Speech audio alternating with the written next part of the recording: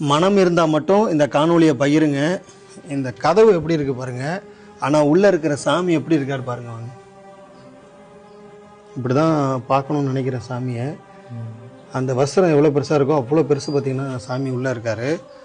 அவ்வளோ கஷ்டமாக இருக்குங்க. இந்த கதவு எப்படி இருக்குது பாருங்கள், அரிச்சு போய் இந்த நிலையில தான் இந்த கோவிலும் வந்து இருக்குது. அழகான ஒரு முன்வாசல் வச்சு 2 பக்க வாசல் வச்சு எல்லா சாமிக்கும் சன்னதி வச்சு இருக்கிற இந்த கோவிலோட நிலை இப்படி தான் இருக்குது. விழுப்புரம் மாவட்டம் திருவெண்ணெய்நல்லூர் வட்டம் சிறுமதுரை அப்படிங்கிற கிராமத்தில் தான் இந்த கோவில் அமைஞ்சிருக்கு. ஊர் மக்கள் ஈஸியாக வழிபடக்கூடிய அவங்க வீட்டு தெரு ஓரத்திலே வந்து பார்த்திங்கன்னா இந்த கோவிலானது அமைஞ்சிருக்குங்க. இந்த கோவில் மட்டும் கிடையாது, இதற்கு ஒரு 100 மீட்டர் தொலைவில் உள்ள பெருமாள் கோவிலோட நிலையும் வந்து பார்த்திங்கன்னா இந்த நிலையில தான் இருக்குது.